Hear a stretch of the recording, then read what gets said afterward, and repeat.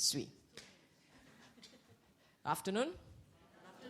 Seriously, after one whole day of joyous activities, you like that? Give me a little bit more energetic. Okay, show of hand, what did y'all do? Who bathed the Buddha today? Nobody did. I like this place. Who bowed before the Buddha today? All hands should be up. So jialat. Like a smattering of hands. Huh? Okay, I haven't done, quickly do now. Okay, let's see what else. Who went for candlelight procession last night? Yeah, one half. This half went to somewhere else. Huh? Procession.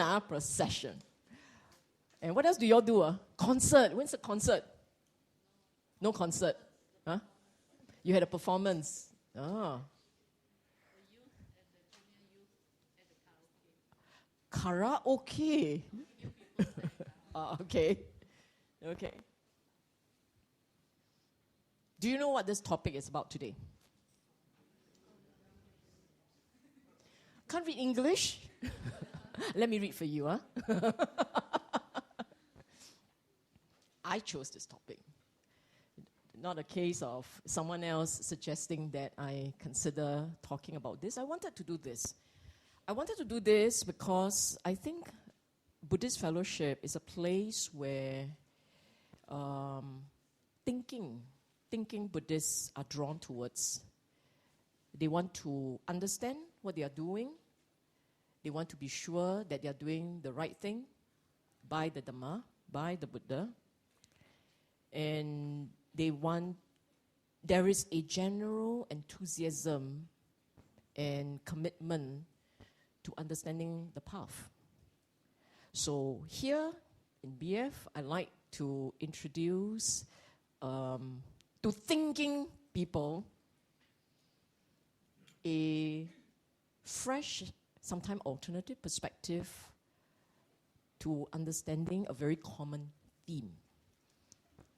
So what is this common theme, which is the idea of on Vesak Day, we want to engage in activities that we think will demonstrate commitment to the path or demonstrate respect to the Buddha, honoring the Buddha. Yes? You don't know why you do whatever you do on Vesak Day. You really don't care. She does what I follow. Yeah? Is that what? No, right? You must have rousing no like this, okay? No, right? No. Must have some audience engagement, right? Okay. Now, we start. I kind of waited a little bit. First question. The meaning of Vesak. Do you know what it means? Don't know what it means. It means public holiday. Vesak, the word, actually means, it's the name of a month, a period of a year. The period, I think it's May, June. It's a May, June period. Because it's a lunar month, a lunar calendar. And Vesak actually is the name of that period, the month. So like, you can say January, like that. Huh? We shall celebrate January. So Vesak actually is the name of the month.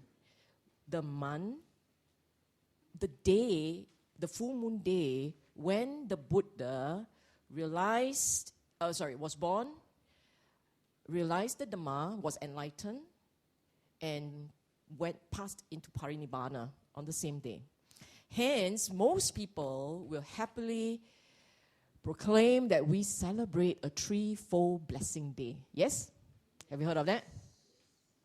And it's the birth of the Buddha, his enlightenment day, the day of Parinibbana. Some years ago, I actually wrote an article and I gave a talk here, and I changed the meaning of the celebration.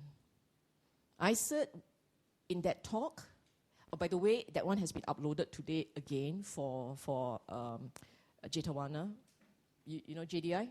Jetawana Dhamma Fellowship website, Facebook. So we uploaded the talk. And in that talk, you know there are plenty of seats here. Come. There's plenty of seats behind her. You can sit behind her. Yeah. Right behind her, plenty of seats. Not in front of her, behind her. In front of her, and the camera will have your head as the profile. Come. Here. Squash. Hey, thank you. Oh, Yakun. Now, I said that Vesak is the day we honor, we celebrate 3 births. The birth of the Buddha, the birth of the Dhamma, and the birth of the Sangha. After the Buddha had passed on, it was the Sangha that stood up and came forward to defend, to protect, to propagate, to keep the Dhamma alive. So Vesak is the day we honor all 3. We honor the Buddha for, in his compassion, living behind a teaching that 2,500 years later can help us, caught up in a deluded world of our own making, that can help us to find our oasis of peace. So we honor the Buddha's compassion and genius to be able to come out with the Dhamma that can help us in a DIY version when he's no longer around. And we honor the Sangha for stepping up and doing their part to keep it alive, Dhamma alive. You think about this. You now have the Buddha's teaching, yes? You have a lot of his suttas. You have everything. At the touch of one finger, just imagine how powerful you are. You hit enter, and the sutta, whichever one you want, will come out. And yet, you have no idea what the Dhamma is. Odds are. Or you have some idea, but you're not sure about your idea. Right? A group of Sangha through the centuries had to keep that alive. Let me ask you this question. If you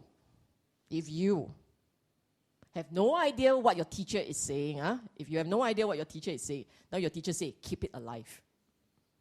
How are you going to do it? You can't. You can, in your version, by the end of your time, the teacher's teaching is finished. But the Sangha managed to keep it alive, therefore, they are Arya Sangha. They were the practitioner monks. They were the monks who understood. And because they understood, they kept the Dhamma alive for us. You understand? So what are we honoring? We're honoring Buddha, Dhamma, and Sangha, the Arya Sangha. Okay?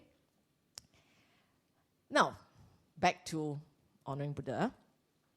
What are some of the usual activities that we engage in on the regular Vesak Day event?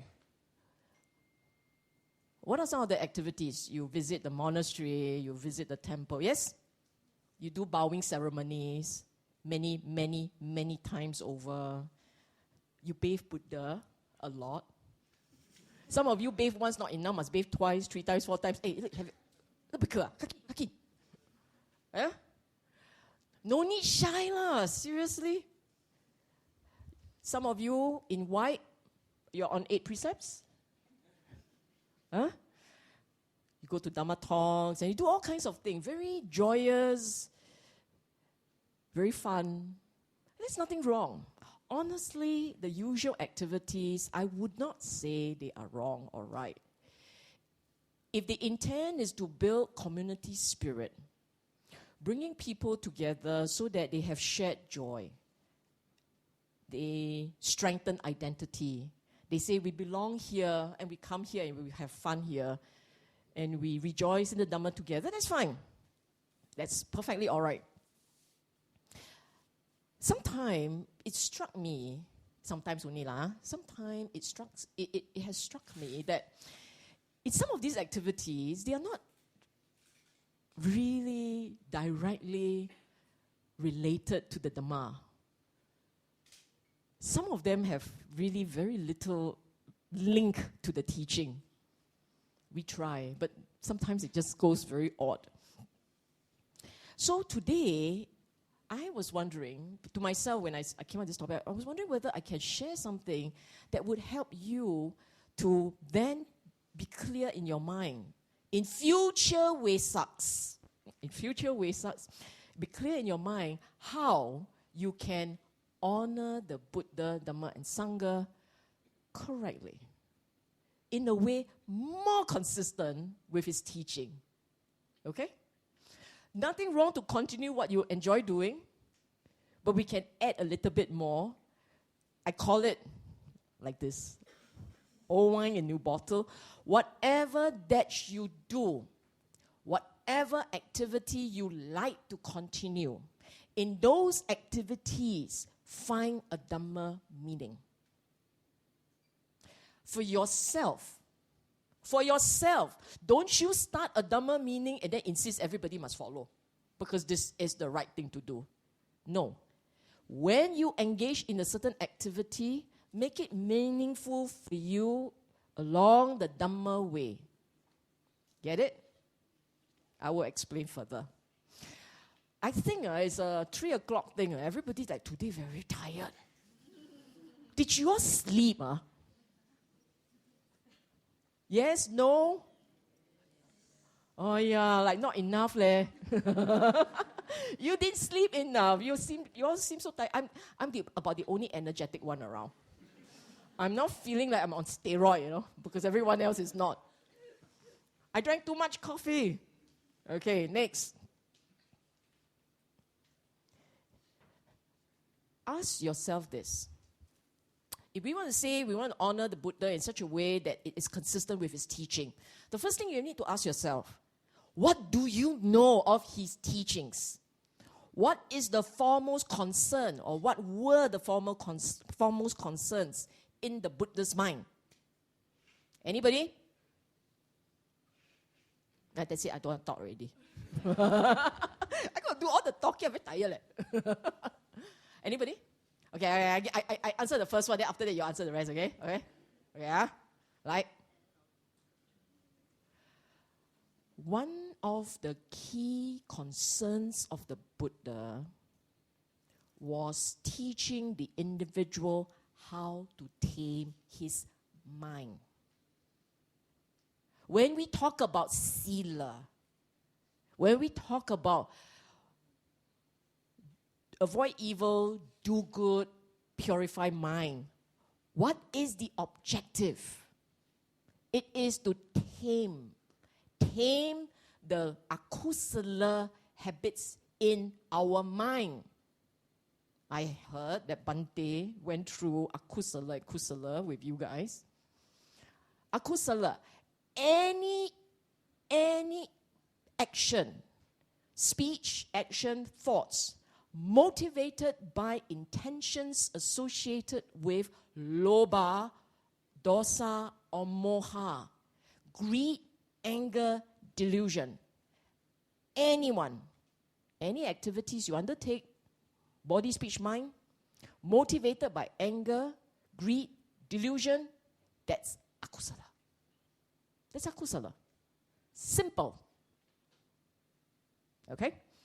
And the Buddha's teachings seek to help us manage, tame akusala.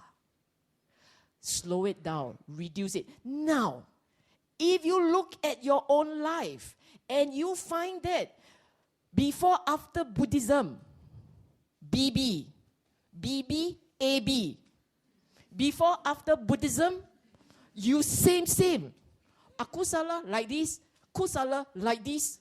You can't see because it's quite low. Aku salah like this, can see?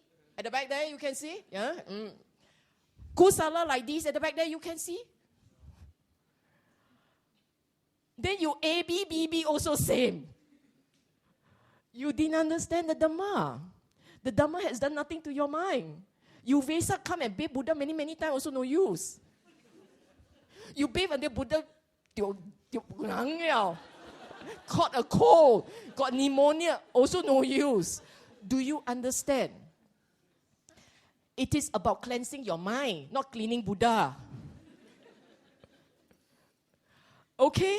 So one important part of his teaching, a very important part of his teaching, is about learning to tame the mind. Why? Why do we have to tame the mind? Next one. Because we have very strong instincts, habits. These instincts and habits, if you don't change them, there is no way you can see the Dhamma. Dhamma is not only about my mind goes so still. It is so still, it's unmovable. It is not about that. It is about that eventually. But you didn't do all the preparatory work. You want to get to there? Seriously? You didn't build the foundation. When you build foundation, you don't just put a brick on the ground. You need to stamp the brick into the ground. If your brick is only sitting on the ground, the wind comes, the brick also can fly, I think. Hurricane, it will fly. The point is, we have very strong negative instincts, habits. You watch yourself. I guarantee you, I can almost guarantee you, many of you, when you leave this place, feeling very charged up, very inspired. I am a Buddhist. This is Vesak Day. I'm the best. Somebody come by, the water splash into your face. What is wrong with you? I am supposed to be 8%. Cannot wear. Too late. Gone online, viral already. Our habits are so strong. Okay, let's not make it so dramatic. No moving car, no splashing water. That's very dramatic. How often we get that? Something simpler. We go into a hawker center. You scan the food. This one I don't like. This one I like. Close. Wasted. This one I like. You go to hawker center, you don't stop at the first store and just buy whatever is there, right? You don't. You will scan. You scan again. Huh? Today very hungry, scan a third time. See what I'm saying? And then someone says, hey, today Vesak Day, we all must be vegetarian. Can, let's go be vegetarian. Let's go vegetarian. Then you scan, look for your favorite vegetarian vegetable. I don't want mock thing. But mock chicken very good. It tastes exactly like real chicken. Okay, mock chicken can. You see what I'm saying? Our habits are so strong. Are they right or wrong? There is no right or wrong. There is only pain or not. If you kick your foot against the table leg, pain or not? Pain. Right or wrong? Fella put the table there, wrong.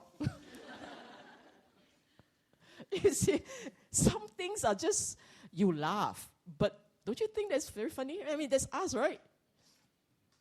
We have strong instincts. Buddha came up with a method to help us tame the mind. Try and reduce the loba, dosa, moha, so that you can change the instincts, change your habits. Why? See, everything in the Dhamma, there is a why. In everything that you do, there is a why. If someone tells you, don't ask so many questions, you just do, this one cannot follow. It is right to us, good to us. In the Kalama Sutta, Buddha actually said to the Kalamas, it is wise to us, good to us. It is fair of you to ask. You should ask. There are some things you have to ask. Why? Why must bathe Buddha? Why? It's okay to ask. There must be a reason. If there were no reason, then why are you doing it? Because my mother says so. Not a good enough reason. Okay? Sorry, because my father says so. Same. Still not a good enough reason. The reason why we are learning to tame the mind and change our instincts is because you as you are can't see the Dhamma. Will not have a mind quiet enough to understand what is inside. What is Dhamma knowledge? What is inside? Inside of the mind's true nature.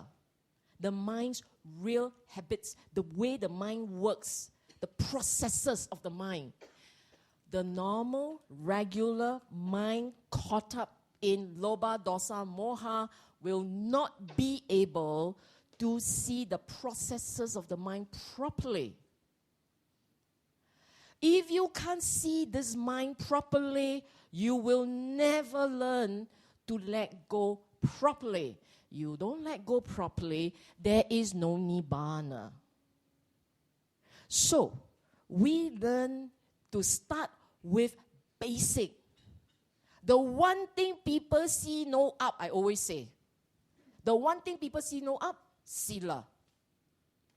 They usually think, I'm very good, I don't kill, I don't steal, I don't tell lies. Very good. Okay. I don't kill, I don't steal, I tell only white lie. Usually you're panchan a bit, huh? And then we say, very good, ma. Right? Is that good enough? No, I will explain later. Not good enough. So, we say, we want to see the Dhamma. We think we are good enough. We are kind enough. We are decent enough. Right? Yeah, we always say things like that. But not enough. It is not clean enough. The mind's not clean enough to be able to go quiet and see Dhamma. Now, let me ask you this. Have you all seen many advertisement and courses all over, paid one, unpaid one, for mindfulness practice? Have you all attended courses of mindfulness practice? Have you all seen advertisement for meditation practices? Meditation classes? Have you all attended? No need shy one, you can just tell me. Go, all right, everybody attended, How many have never attended a single one? You see, earlier on nobody want to answer. Now I ask how many has not attended. Obviously, everybody has some exposure. Now, have you all seen classes saying Sila practice? Got classes say conducted by Dr. So and so Sila practice. Got not? Have not? No, right? Have you all seen classes that says Dhamma course, foundation courses on Dhamma knowledge? Have not? Have, we also conduct, ma. Have, Can you see what I mean when I say we see Sila no up? We all assume we Sila enough. What we are lacking is panya and meditation. Yeah? Who agrees with me that generally, not you lah, generally your neighbor, your family, your friend, generally, they all think that what is important is knowing the Dhamma knowledge and doing the meditation right. Who agrees with me that this is generally people's understanding? The rest of you know about Sila very important, is it? Or you don't understand my question, I have to repeat. Of course I'm right, because I share the view for a long time. I'm like you, no different. Wrong assumption, wrong beliefs. We all thought the missing parts are panya and samadhi. And you don't realize that no, the huge gap is Sila, or specifically virya. I will explain later what I mean. I wanted to share with you this. you know that in the Buddhist history, the Buddhist literature, you all know the story. If you don't know, read between the lines. You all know this story that 3 months before the Buddha's parinibbana, he actually told his disciples, time is almost up, that I will pass away 3 months from now. You all know that, right? Immediately after his announcement, whole bunch of disciples made a beeline to the Buddha's chamber. They wanted to say goodbye. So one by one, they want to pay visits. Everybody hoo-hoo-ha-ha. Oh, no. As in crying. No, some don't cry. Most Aryas don't cry. But there are normal individuals, people who know they will miss him. So they went and they paid their respect and so on. There was one monk by the name Tissa who didn't want to visit the Buddha. And he said, he told his fellow monks, I'm not visiting the Buddha. I will try and realize the Nibbana in his lifetime, he said. So his fellow monks are typical Singaporean, complained to Buddha. They went to the Buddha and they said, Buddha, Tissa, no respect you, Buddha. You already announced that it's over. He didn't want to come and visit, no? He didn't want to come and pay his respect. He said he's going to do this, he's going to realize, he's going to practice really hard and realize Nibbana in your lifetime. Buddha said, he is right. Those who love and respect me should act like Tissa. You are not paying homage to me by just offering flowers, perfumes, and incense. You pay homage to me only by practicing the Lokuttara Dhamma, the highest Dhamma. The point that the Buddha made was, it is not through outward performing of rituals, outward expressions, that you pay respect to the Buddha. It is when you do exactly as he taught and try and understand the teaching, because that's what he stood for. He stood for the Dhamma. He stood for a way of life, a way of understanding, a way of living, a way of practice. He stood for verbs. We go for nouns. You know, nouns, flowers, form, rituals. But he's talking about enlightenment, realization, changing the mind, being different, feeling free, realizing Nibbana. And to realize Nibbana, you have to change the mind, change the way the mind works, change your habit, change the conditions. Okay?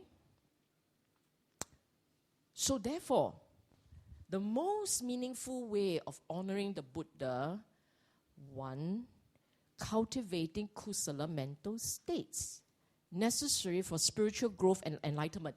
This is my advice. My advice. That you try and develop the mental states he told us to develop. That you try, I repeat, that you try to develop the mental states that the Buddha said are critical for realization of Nibbana. If you want to progress on this path, you have to cultivate these mental states. It is not how still your mind is. Your mind can't go really very still without these mental states. Even though some of you may come along and say, I see this, and I see that, and I see this, and I see colors, and I see light. I think you should check the retina, I am not belittling. I am saying that's not what he taught. It is not in his suttas. He didn't teach Dhamma like this. Don't get caught up in all these things. You start step by step. Suppose, let's say, for those of you who are kids, right? Suppose, let's say, your kids say, Mommy, why I must go through primary 1, primary 2, primary 3? Can't I just go primary 6? What would you say? Boy, you're so brilliant, oh. You saved me so many years of school fees there. I never thought of it, no? Would you say that? No. If you say that, you not only must check retina, must check brain. No. You will say, what is wrong with you? Singapore school system not good enough for you, is it? Huh? You no need to save money for me like that one. Can you just pass day by day, pass year by year? Of course you will want him to establish, now let's put it into proper English, establish a correct foundation, educational foundation. You want him to build from scratch and consolidate his knowledge and understanding properly. Yes? Don't not just say yes. Okay? Yes. So the same thing. On this path, we need to cultivate kusala mental states. Okay? Some of you will say, I'm not very smart. I don't really understand the Dhamma one, I can't. I don't have degree. I primary 6 only. Forget it. Buddha didn't even go through primary 1, 2, 3, 4, 5, 6. It is not about educational level. It is about wisdom. Our education system does not test wisdom. It tests smarts, memory work, understanding of tactical concepts and application. It does not test wisdom. What will help you to understand the Dhamma is wisdom, panya, Sila, a good, pure mind, and calm, quiet, Samadhi. Okay? So, don't come and tell me I'm not smart enough, I don't have what it takes. You do. What you need are some mental states which you can cultivate. Okay? So do not, I wrote in there, don't shortchange yourself with faulty and obstructive assumptions. Don't tell yourself you can't. Because the moment you tell yourself you can't, who can convince you you are wrong? Then you are definitely right. You can't. Because you've already convinced yourself you can't. Get it? Don't say that to yourself. Don't do that to yourself. And I said, don't waste the chance to practice because you're so sure you're coming back to this world. Maybe you up there, then you're really very happy. You don't want to practice. You don't see the need to practice. I wasn't referring to downstairs. I was talking about upstairs. Or you come back to this world, you're so sure Dhamma is still waiting for you. It's been 2,500 years. And we know there are more and more and more variations, contortions, confusions, the many versions. You're so sure the real one is still waiting for you. We don't know, right? And you're so sure you're born into an environment where Dhamma is the thing that you can learn and practice and so on and so forth. Maybe by then, global warming, no more electricity, no internet. Whatever. So, don't waste the chance.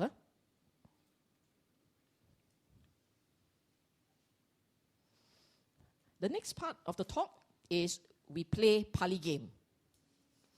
Does anybody know the words in Pali? This one we all show off one. Just put there, show off a bit. Sadda. What's Sadda? Sila. Wow, you're so good. The rest, what? They will look and say, Malay word. Okay, I'll just show you the now. I just take a look at this and I will show you it show you the words in English. This one, I blame my slide, my PowerPoint drafter lah. Often is jialat. Okay, the first one, Saddha, faith. On Vesak Day, if it doesn't bring up your faith, you're very jialat. Because minimally on Vesak Day, everywhere you go, you see a fellow Buddhist. Rejoicing in fellowship is enough to bring out some faith, isn't it? Now, this is what I think it is worth doing when you are visiting a temple or a monastery. This is what I think it is worth doing. Bow before the Buddha mindfully.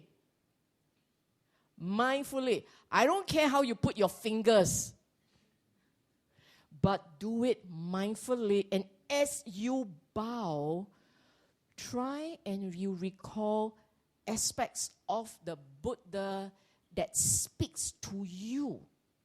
He was a man with tremendous amount of great qualities. But we are different people. We are drawn towards different qualities, isn't it? So you should reflect for yourself, for you, what part of the Buddha speaks to you most? Was it his compassion? Was it his genius? Was it the fact that he was a great teacher? Was it his sense of humor? If you say, he got sense of humor, you don't know Buddha. Read chapter 14, I think.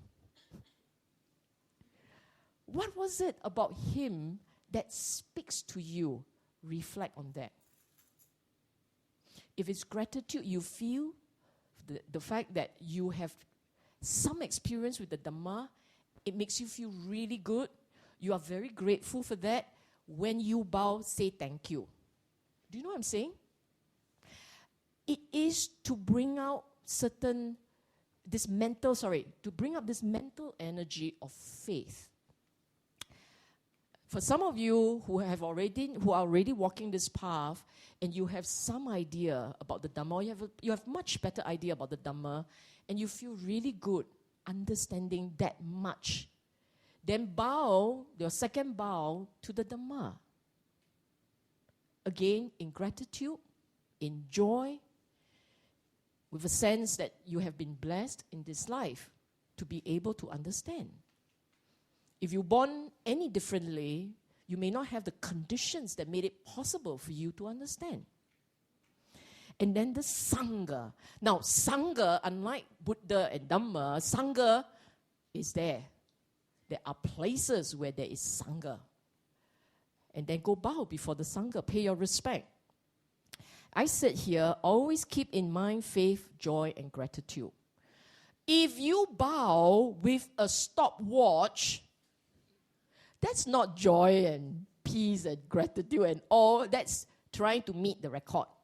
I bow faster than she or he. Bow faster than her or him. You understand? Bow mindfully. But you don't have to take half an hour to do one bow. No need. Unless this is your version of mindfulness. And then do whatever you want. It's okay.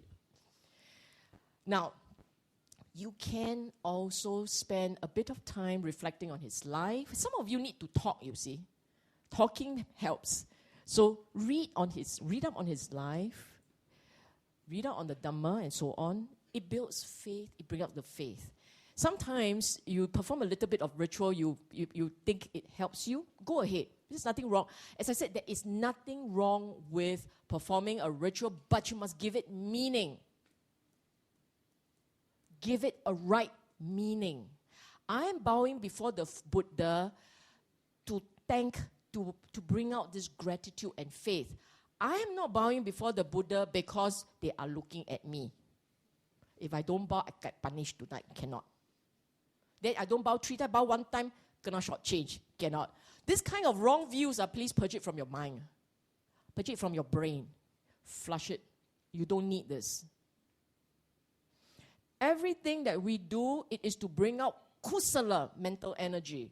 kusala, wholesome, skillful, joyous, mental energy. So saddha is one. Before I forget, I jumped too fast. Are you aware? Now this one I expect answers, huh? If you don't answer, I will call you by name. With my finger. Okay, seriously. Are you aware that there are the mental states that I fleshed out earlier? They are actually in two categories. Category one are the mental states that the Buddha said are essential for the nominal people, the nominal Buddhists, or regular Buddhists, for happiness in this life and the next. 5 mental states. But there is a little bit more. There's the practitioner, the mental states that the practitioners need to cultivate in order to see the Dhamma. They're slightly different. Okay? The layman, nominal Buddhist mental states are saddha, Sila, which is what I will go through today. Saddha, Sila, morality.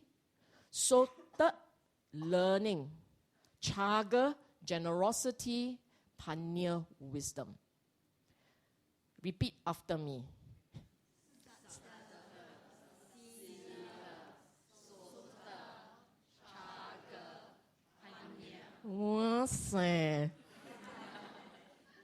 Pass with distinction. Can practice, ready? Nominal Buddhists. This is for nominal Buddhists. If you're not aware, last night we uploaded one ebook on saddha. It is the first of five chapters on these 5 mental states. The first one was uploaded last night. The next one will be uploaded a few months' time. When the light part hit 1,000, we upload.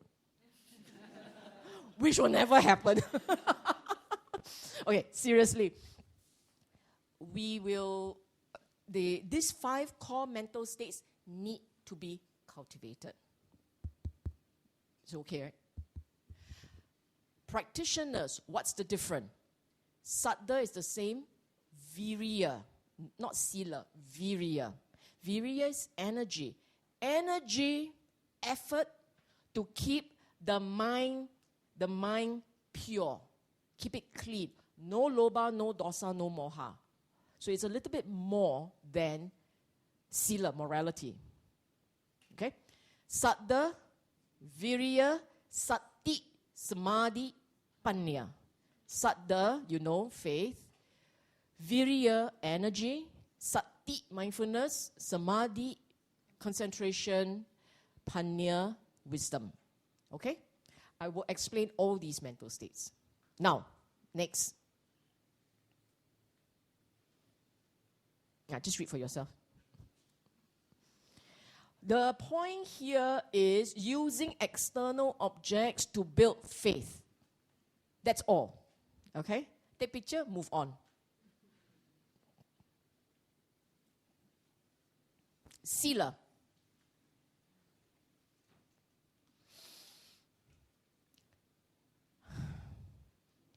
You see that there are 2 words here. One mental energy, I said Sila, morality, or virtues, depending on which word you want to use. The other one, it says virya, which means energy. I put them together because there is correlation. Morality is you keeping your mind pure to some extent. You avoid performing evil. You do good. Avoid evil. Don't hurt. Don't harm. Don't kill. Don't cause pain. Avoid that. And I said there, minimally observe 5 precepts. Why 5 precepts? Why only 5? No, minimally 5. Minimally the lowest bar possible. Any lower jalat. Lowest bar possible, don't kill, don't steal, don't commit sexual misconduct, don't lie. White, black, purple, red, same. Lie is a lie. Don't lie. Avoid intoxicants that makes your mind fuzzy. Takes away your ability to concentrate. That's the minimum. Some of you will want to observe 8 precepts. Now, you need to understand, it is not about form. Wear white, eat 2 meals, don't wear perfume, no makeup, don't listen to music. You just observe them strictly. Tonight, sleep on floor. All these are great, but did you understand why? This is not about just following precepts. This is about understanding craving in the mind. Your mind likes to make itself pretty. Your face, make it pretty. So, if you did a lot of things to your nails and your hair before you observe your 8 precept, doesn't count. You already fill up the blanks, then start the 8 precept. Doesn't count. You missed the point. If it is, you say, oh yeah, we will only eat. No, we will sleep on the floor. But then let's turn on the aircon. Doesn't count. The point is not hard bed, soft bed. The point is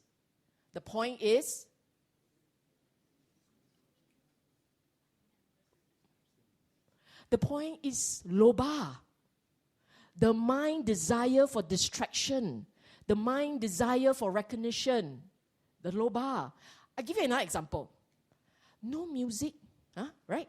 No music, no dancing, no singing, no... Buddha didn't see television, Can watch documentary. You are missing the point. Actually, if I were to, if I'm your teacher and say, okay, today we observe 8 precepts, I will take away your handphone. I won't take away your handphone. Why? Handphone is a distraction. You no singing, no dancing, no this, no that, but play games. You jalan, not jalan. Okay? You understand what I'm saying? So therefore, the word here I wrote is note the essence, the spirit of the precept. It's not about form. It's not for people to see. It's for you to understand. You're trying to rein in the mind. Okay? You wear white, it's not for the world to see. It's for you to remind yourself that you have agreed, you have said you wanted to uphold a precept. Stricter laws to control the mind. And that's what you do. Okay? It is to tame loba, dosa, moha. Greed, anger, delusion.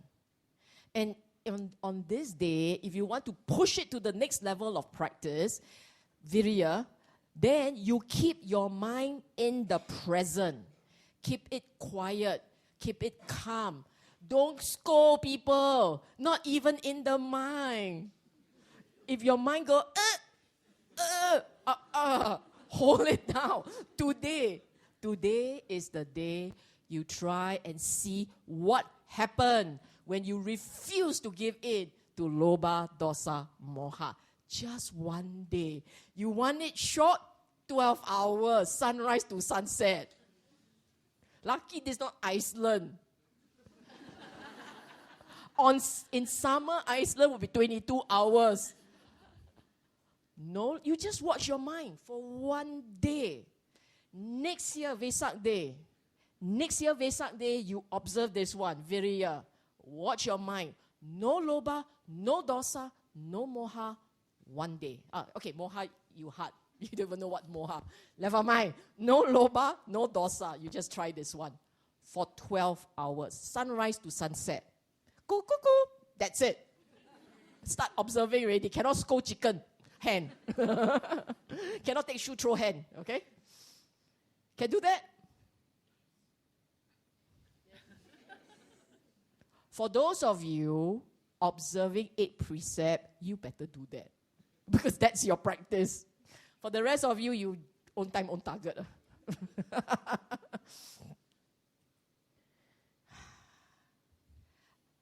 Okay. When you go bathe Buddha, this is what you should reflect on.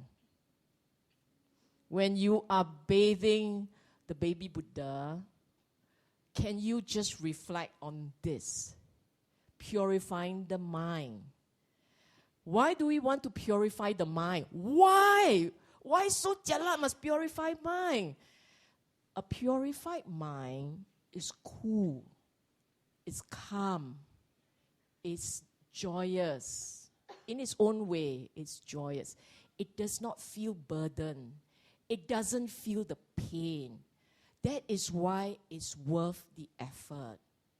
If you really understand the Dhamma, according to the Buddha, there was this cute story where the Buddha, talking to his disciples, said this.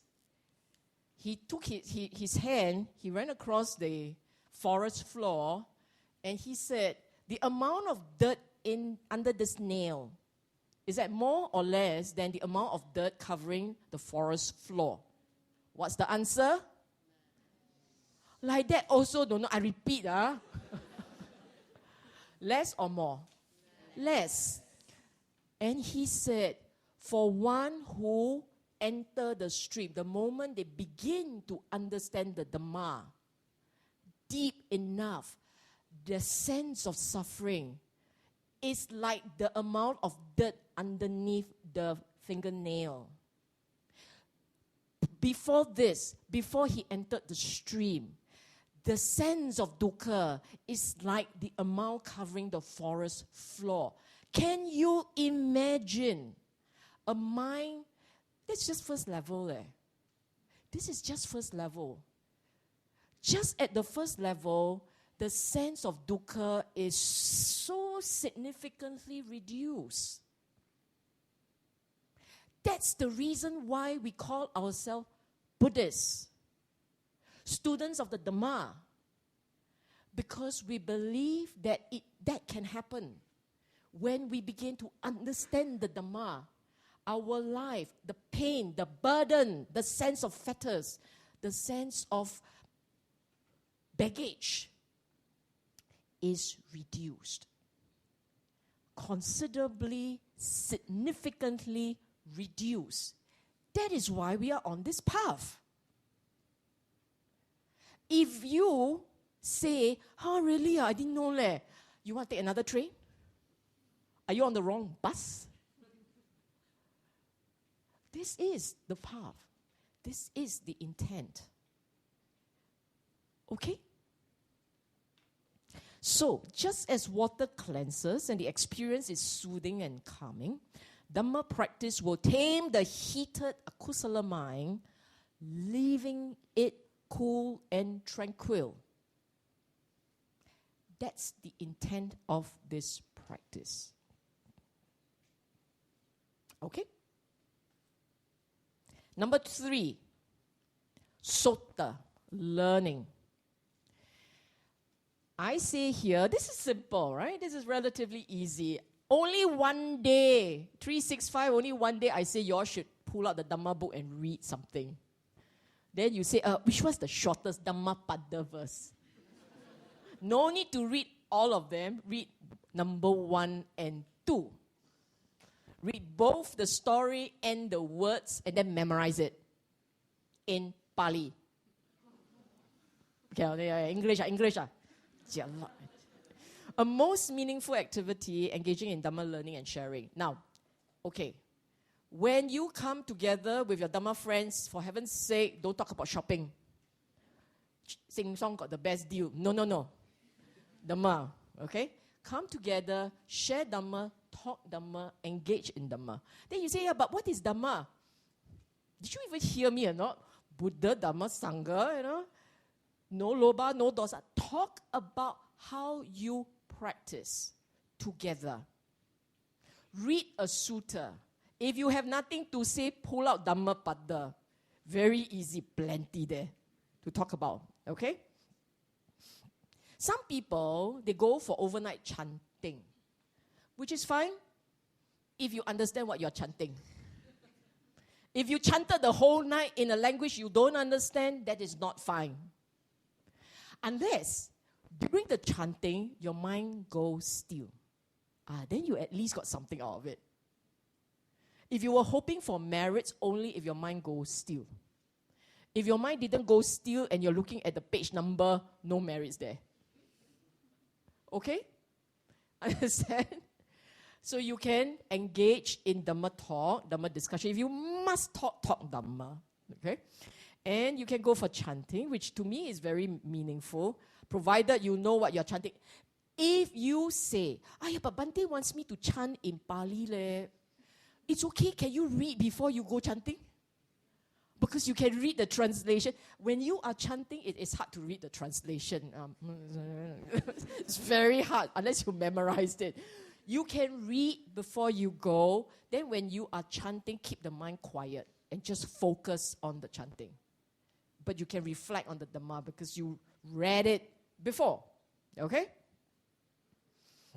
And if you are fortunate,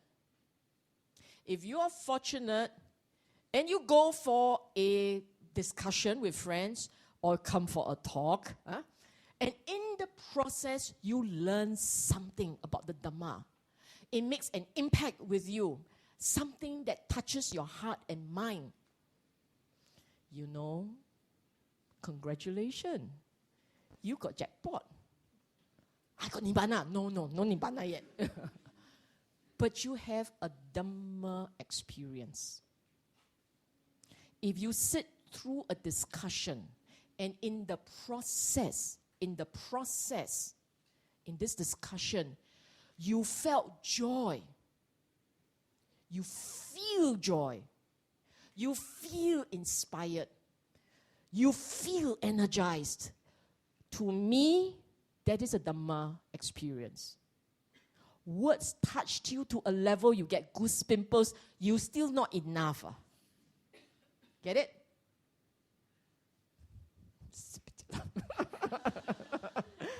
Did you get it? Did you get what I say? Yeah, thank you. Next time you sit here, okay? Yeah, I need this affirmation.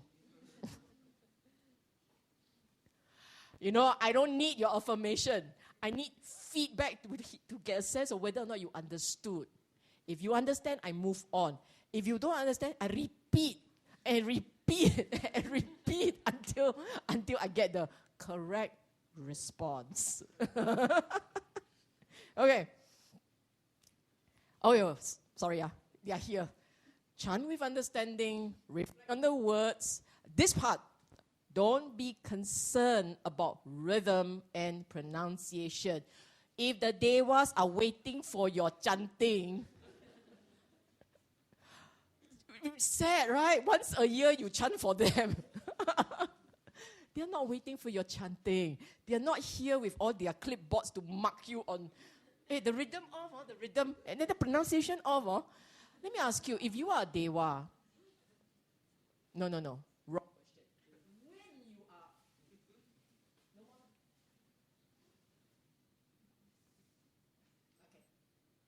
What is worse? This got no sound. Hey, hello. When you are a deva. Why do I say, why did I change from if to when? Because you're all here. Because you are all practicing.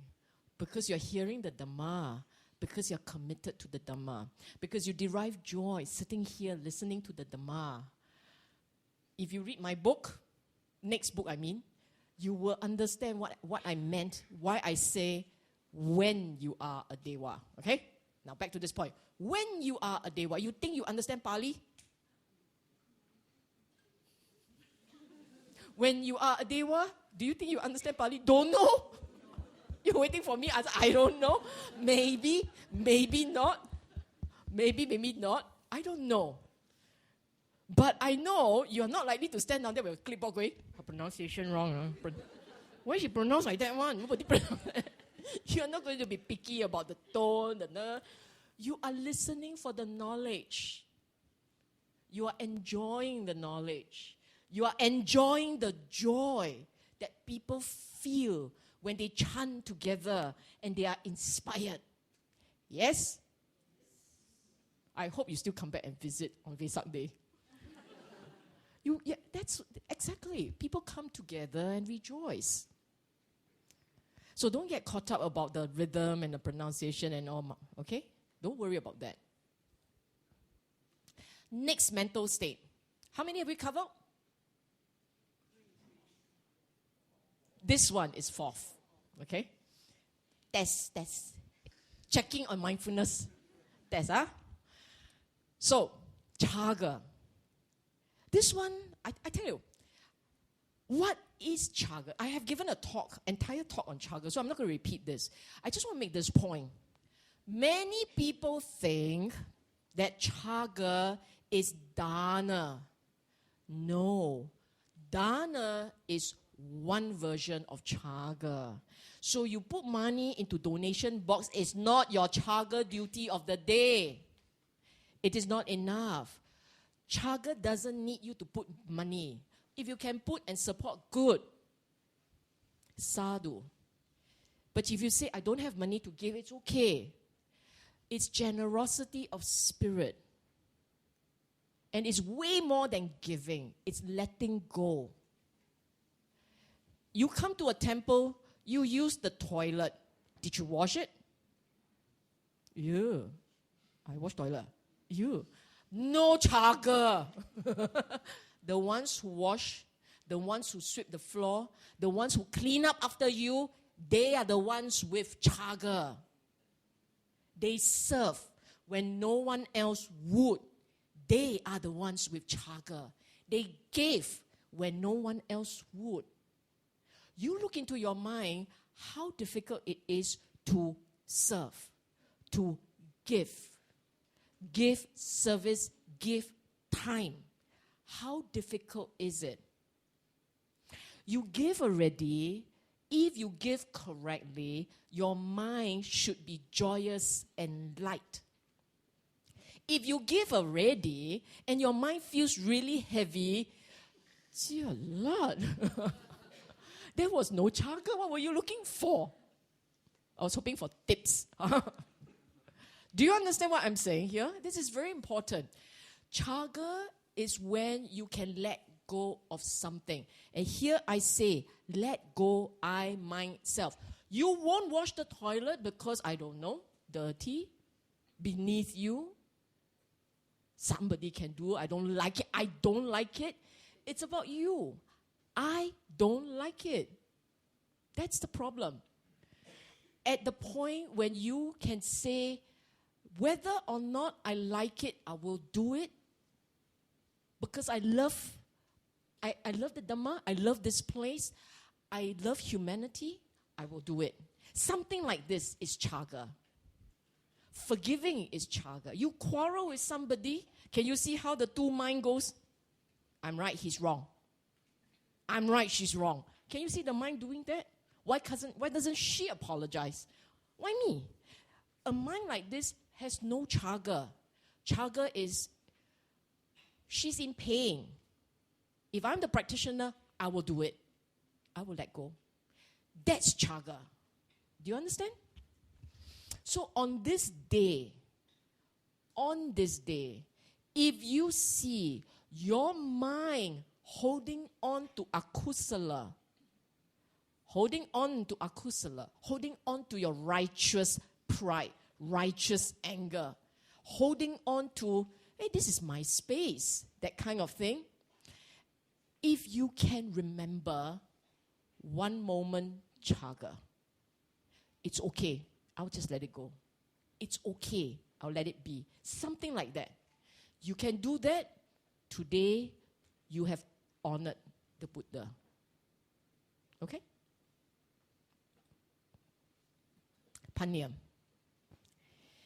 Engaging in Dhamma learning, going for mindfulness training, meditation, contemplating on the Dhamma, all very useful for cultivating wisdom. The Buddha said there are 4 ways in which people develop panya. 4 ways. Associating with a sappurisa, a good person, a higher person, a superior person, okay? Associating with a good person, being exposed to, hearing the true Dhamma, paying correct attention, the famous Pali term, yoniso manasikara. The fourth one, practicing correctly. Now, I won't go into details. Read my book. Won't go into details. The main thing here is, on this day, spend a bit of time going before a practitioner Sangha, learning from the practitioner Sangha, hearing from him the right Dhamma. You all did this, right, this morning? That is good. You got this part right. Now put it into practice. You heard what he say. You remember what he say. You put into practice what he say. You say, oh, yeah, but I didn't come. Never mind, go home. Google, YouTube. Achan Cha, Achan Jayasaro, Bante Gunaratana. There are plenty of monks. Pull out one talk, sit through the talk, listen carefully. Today, learn something. Today, learn something. Learn the Dhamma. Going for mindfulness training and meditation. Some of you went for, came here, right? Here. There was a retreat here. Very good. I hope you learned lots of things and put it into practice in daily life. Contemplating on the Dhamma, very important. You learn everything, never contemplate, wasted. Must contemplate. It is like this. Think of it like, I spend 2,000, 3,000. I don't know how much you all spend for learning how to drive. How much do you spend these days? 2,000? 3? You spend $3,000 learning how to drive, passing the exam.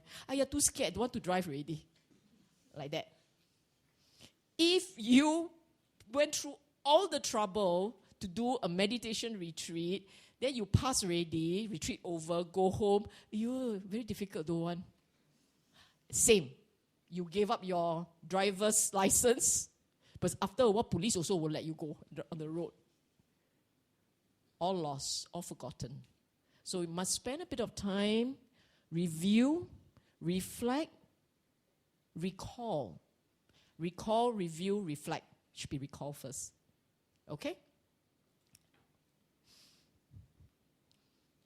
Be reminded that light dispels darkness. So, okay, this is about, you remember I talked about being wise to the rituals, being wise about the rituals, give a meaning to the rituals. So one particular ritual, which I actually quite like, is your candlelight procession thing, which is fine. The candlelight procession can help you to build mindfulness, because if not, you burn your hair. Not funny. Build mindfulness, bring up the faith, reflect on the Dhamma. You look at that lamp flickering. If last night you were here, you saw the lamp flickering and all you were interested in, don't blow out. If that's all you're interested in, wasted. Go do again tonight. There has to be some reflection. In every ritual that you undertake, if you can remember, reflect on the ritual. Okay? Observe impermanence and conditionality. Why conditionality? Now I'm asking you this. Why did I write this word conditionality in the flickering flame? Take picture, never reflect. Why?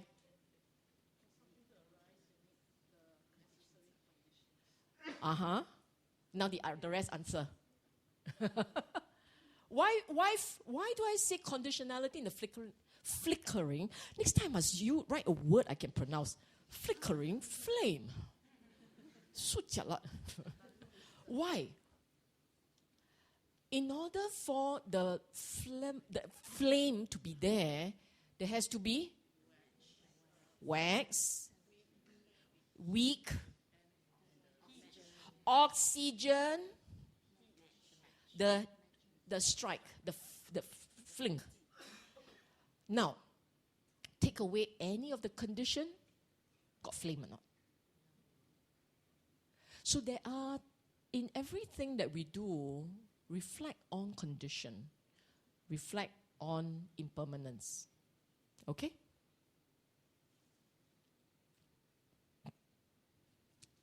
Last two.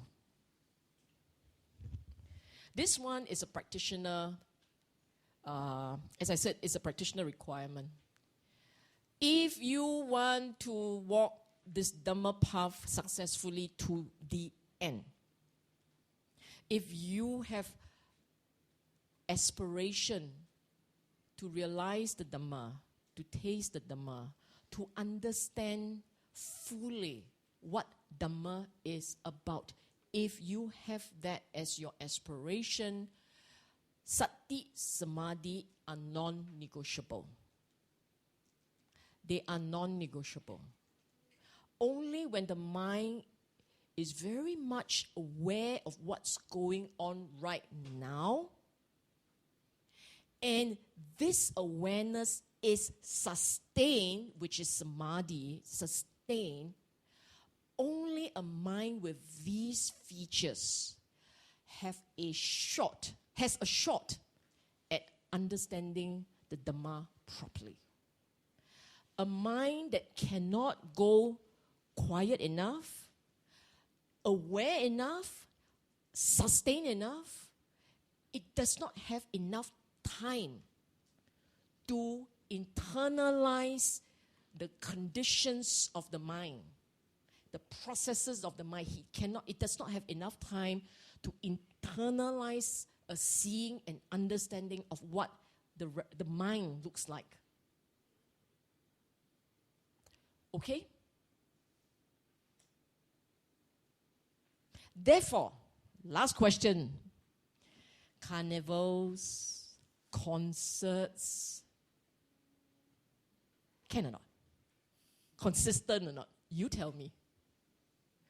Not quite lah, huh? No, not quite. If you are a practitioner, they are not consistent. If you are just nominal Buddhist, here for the bonding, here for the fellowship, for the laughter and all, it's okay. Just know that this one, he wouldn't encourage lah. Meaning to say, let's just say if Buddha is alive and, this is Jetawana out there, you don't go bring your carnival wheel all over the place. Then come before his heart and go, Bante, let us sing you a song. Buddha is like, you understand? So you see, after you know what he stood for, after you understand what the path is about, you understand for yourself what is consistent with his teaching and what he would encourage, and what is like not consistent and he probably wouldn't encourage. Okay? Probably. I don't speak for Buddha. I just guess. Okay. So therefore, you tell me, have you honored the Buddha today? Yes? Well done. Well done. If you have, I can feel your joy. If you have done it right today, you will be joyous. Okay? Happy Vesak Day. Ask your question. You got a question?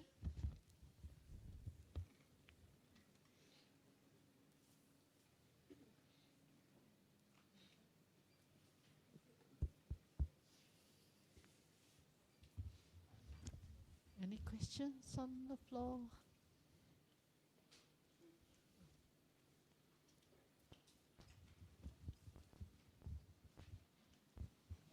Thank you, sister, for the very interesting talk.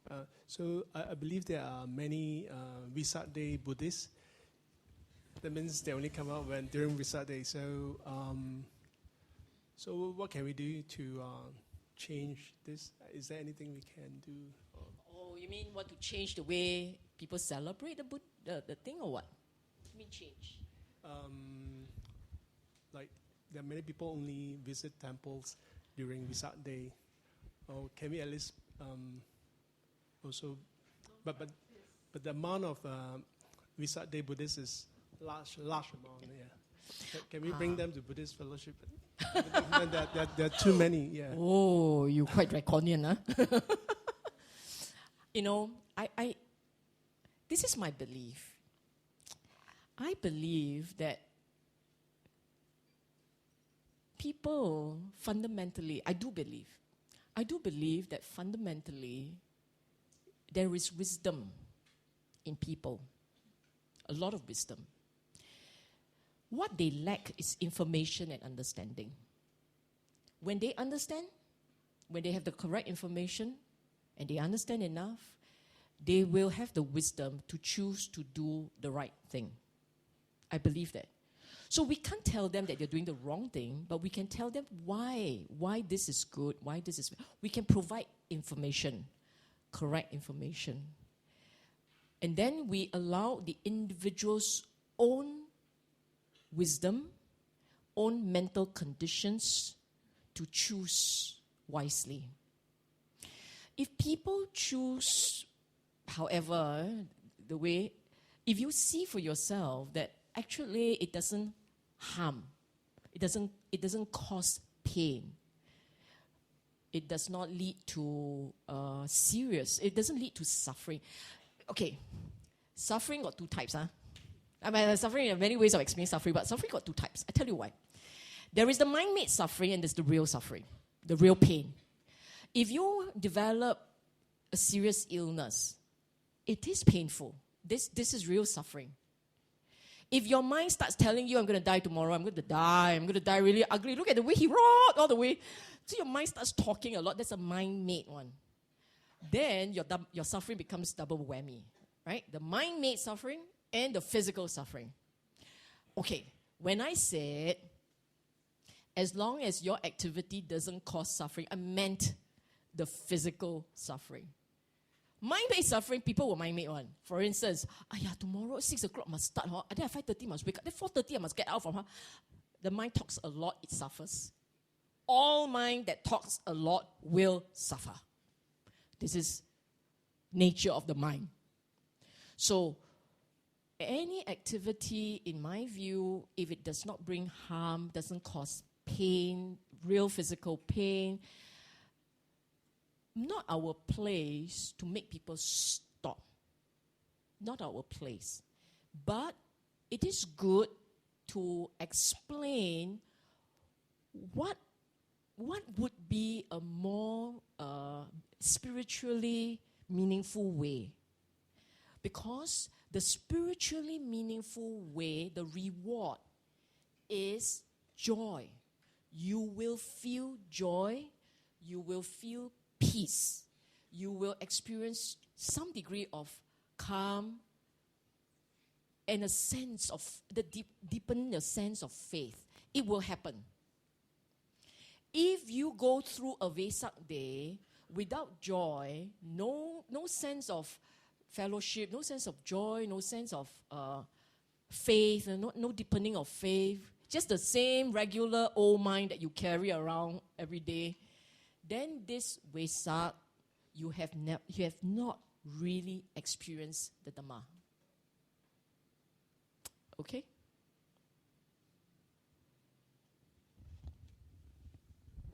Any other question? Yes.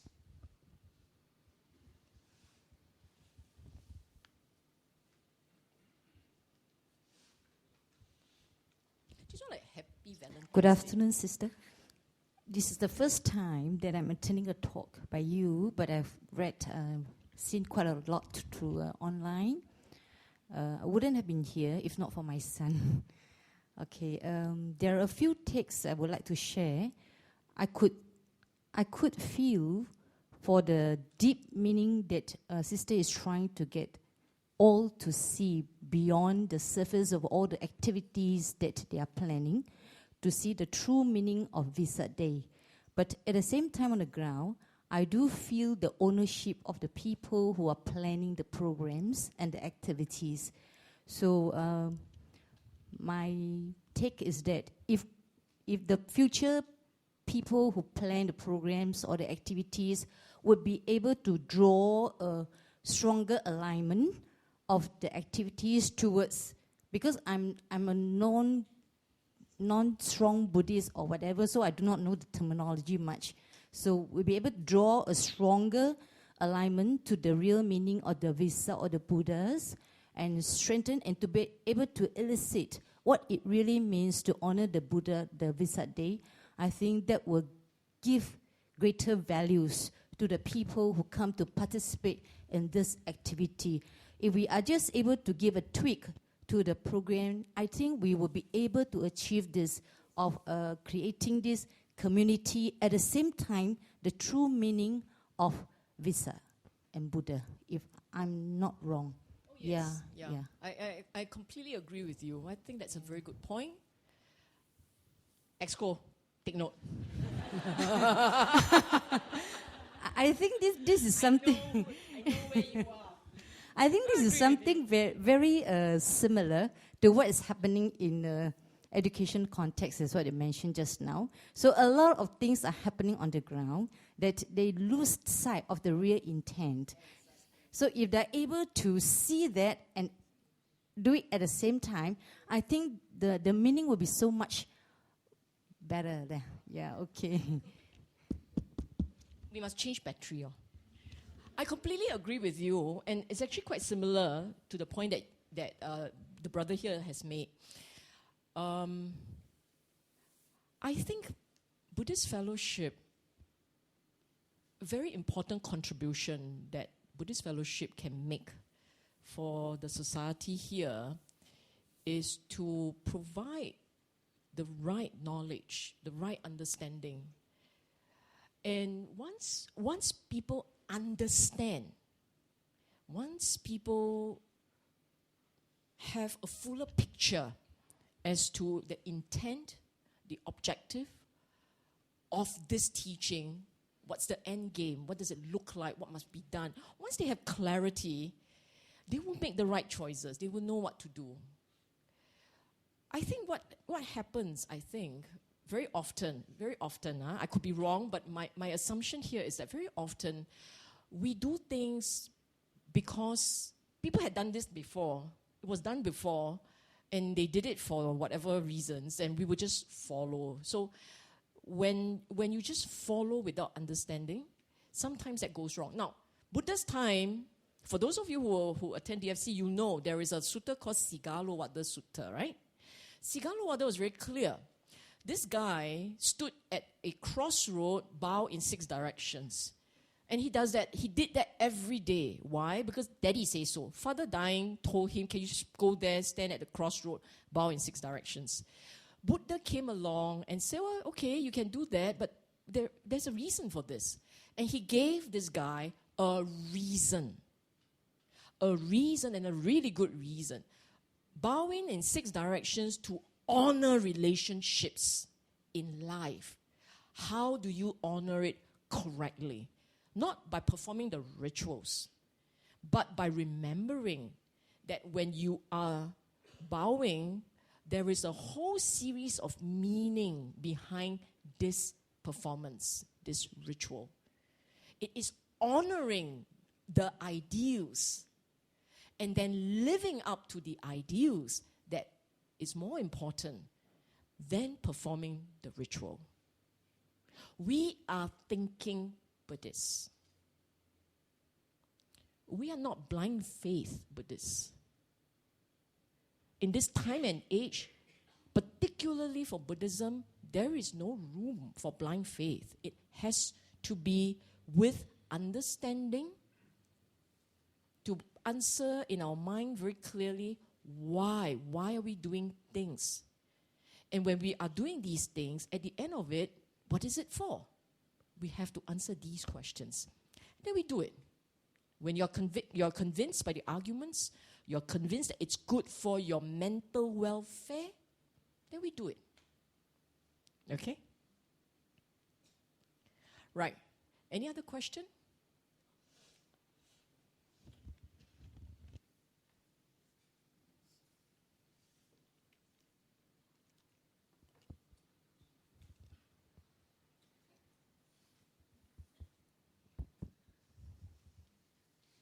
Hello. I really enjoy your talk. And because I'm still undergoing the foundation course, so we cover the Sila and all that. But I was from another religion. So I'm from another religion, still. So, but when you talk about, still, not yet. But I'm open to it. But when you are talking about other religion, because I'm referring to Sila, the 5 precepts and things like that, no other religion talking about love and compassion. And I'm sure this is part of the Buddhist, so it's part of the Sila, but probably you present it another way. Because if you say no killing is compassion or love. You love the animal, you don't kill them. So how does it? And that's the root of the thing, you see. Because if you love, you don't kill, you see. You don't tell people don't kill, but you tell that you must have love. Then you. So okay. This is what Buddhist, I'm trying to. Buddhist Sila. What does it mean, right? Yeah. What does it rest on? Read my next book. Okay. No. Okay. Seriously, I must thank this brother for giving me a chance to promote my next book. It's almost done already. It should be coming out in a couple of months' time. Another e-book. There are 5. This e-book has 5 chapters. Only 5 chapters, because there are only 5 mental conditions the Buddha wants you to learn, right? And don't worry, I'll answer your question eventually. 5 chapters. Last night we uploaded Faith. The next one I will upload is Sila. And in this book, without revealing too much, then nobody wants to read already, right? So I just reveal a bit. I'll just give you Buddhist Sila rests on 3 principles. Okay? Did you all know that? Now say thank you. Buddhist Sila, Buddhist morality teaching rests on 3 principles. I will share with you only 1 principle, so then you're compelled to find the book. But seriously, the most important one which I will share today, which is easy to understand, is actually the principle of empathy. Buddhist morality sits on a very key understanding, a very key principle. The principle is that of empathy. Buddha said, you don't like to be killed. You are a living being. You feel pain. You bleed, you feel pain, you suffer. You don't like these things. You don't like to be killed. Then don't kill. You don't like your things stolen. You don't like to be treated with this disrespect and things taken away from you. Don't do it to another. Now, you may think, simple, why so simple? No. You just reflect more carefully, a little bit more deeply. You just reflect more carefully. If you go only by rules, don't do this, don't do that, there will be all those gray areas, whole series of gray areas. You know, people will say, what about euthanasia? What about abortion? You have all kinds of gray zones coming in. What if they are going to kill my baby, then I don't fight back? You know, this kind of fun questions will come about. No. You think about this. Empathy, the principle of empathy. Suppose, let's say, you are dying. You are dying. And you are in very bad pain. And it's a question of time. When do you die? At that moment, you can't do anything for yourself. And you say, I wish someone could just help me. Something like that. This is how your mind works. I'm not saying I shared this. I'm saying remember the principle of empathy. Yourself. You think at that moment, if you say, it's okay, I'm ready to go, do it. Something like this. If you say that, then now somebody comes to you and say, will you do it for me? And your reply is, no lah, I don't want panati pata leh. Can you see the double standard you just practiced? You just practiced? Then what does that make you? What kind of a person are you? See what I'm saying? But suppose that, say, you yourself, you stand by your own principle. You are dying of severe pain. Same thing. Any minute you will die. But don't know when. Exam hasn't come yet. Don't know when.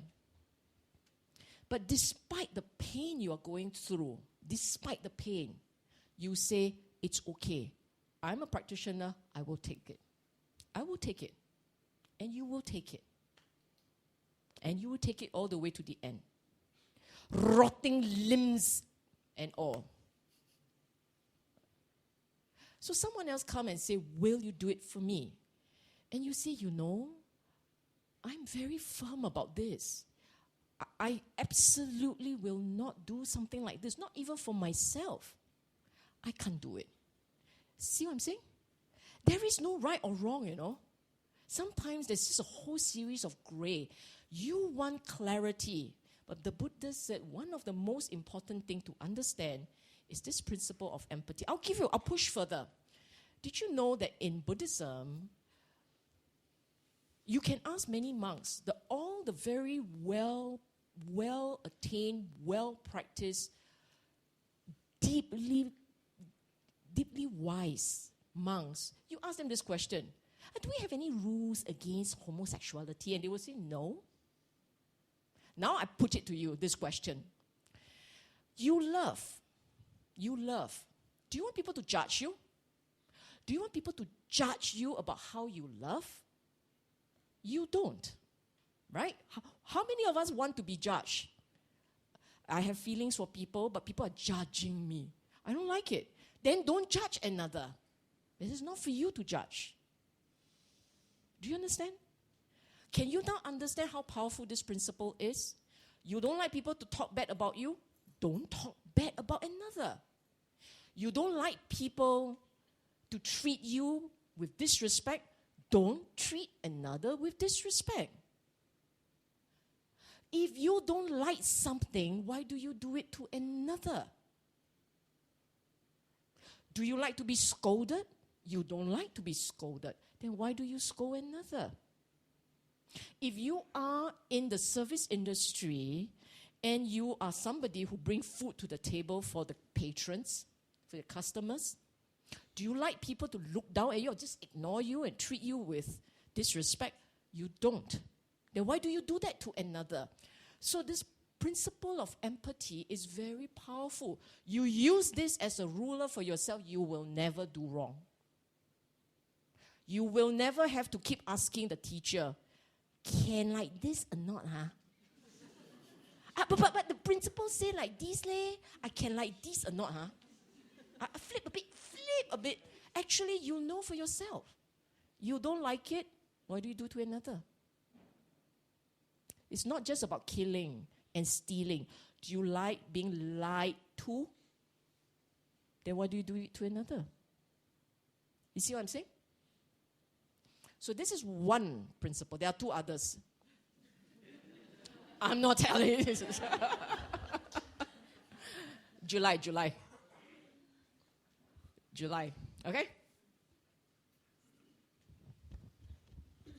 Last question.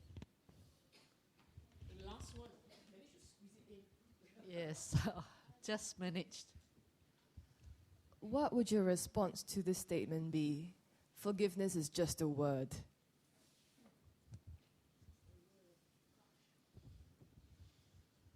What kind of statement is that? Who say that? Forgiveness is everything. To me, it is everything. And it's not just forgiving others, it's also forgiving yourself. Forgiving is a way of letting go. Do you know that in Buddhism, one of the key things that you will learn, you remember, okay, now, because of her good question, I will explain a little bit about this word moha. You know loba, right? Greed. You know dosa, right? Anger. Do you know moha? Do you know what it means?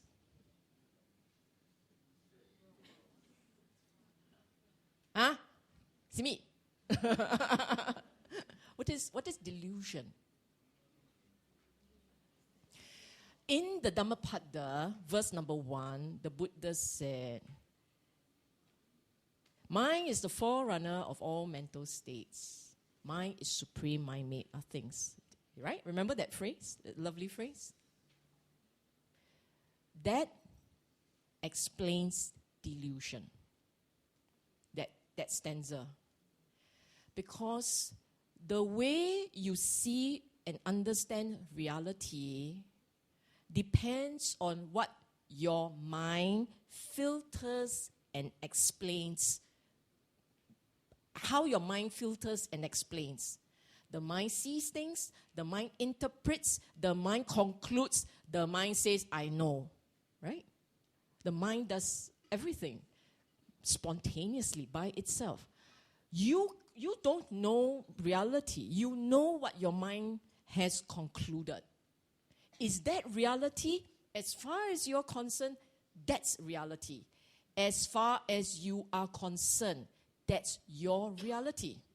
That's all. Are you right or wrong? Don't know. But that's your reality. Yes? And based on our reality, based on our conclusions, based on our all kinds of thought construction, we have expectations. All kinds of expectations. And some of these expectations are definitely wrong. But it doesn't matter. It's not wrong, it's incomplete. Your picture is entirely incomplete. Then why is it we insist on us being right? When you pick a fight with another, what is that fight about? It's about differing perceptions. Differing perceptions, ego that sits on differing perceptions, ego that insists that it is right and the other side is wrong. When you say, I ask for forgiveness, I insist on forgiveness, what are you talking about?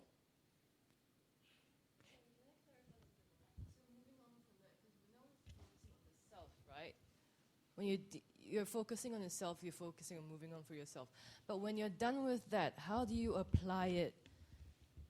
How do you bring it forward? How do you move past that? You've forgiven, you've realized the mental state, and then...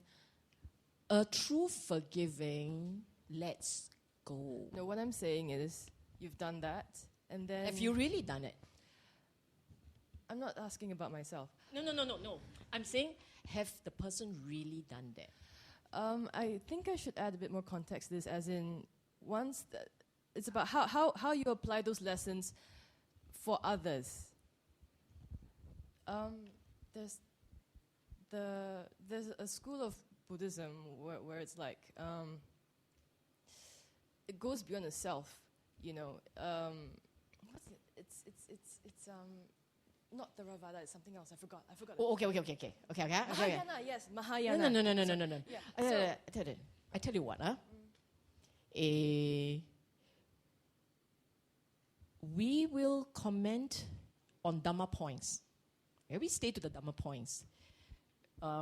If you have a personal question, we can take this offline. Okay? Okay, no, it's not really personal. So it's like there's this stage where it's more like you're focusing on the self, you know, as in, okay. And then with Mahayana, it's more like taking it one step further and using what your wisdom to do good for others. Okay. Yeah. Okay. Yeah. What's the relevance with forgiveness? That was just like that comes from the 5 aggregate thingy, sort of like conditions like we give meaning to words. Word, yeah. Yeah, so that's where it comes from. Words are what we give meaning to it. Mind-made are things. Yeah, exactly. So that's what what's your response to the statement? Forgiveness is just a word, just like anything else can be just a word. Oh, okay.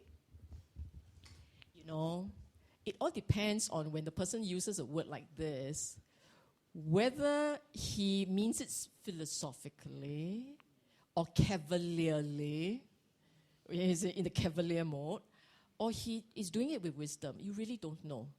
If a person really has the wisdom, indeed words are all construction. But if you don't have the wisdom and you say, what's in a word? If you don't have the wisdom, you're being cavalier. But it doesn't matter. The point remains that your level of dukkha is at your level of understanding. Or rather, it's an inverse relationship. Dukkha has an inverse relationship with wisdom. Okay? The wiser you are, the less intense is your experience of dukkha. The more foolish you are, the more intense is your experience of dukkha. So, you can be cavalier. You can do whatever you want. But the individual, as I said, depending on his degree of wisdom or not, pays the price through this suffering, the dukkha. Okay? Like that, lor. 就是这样咯。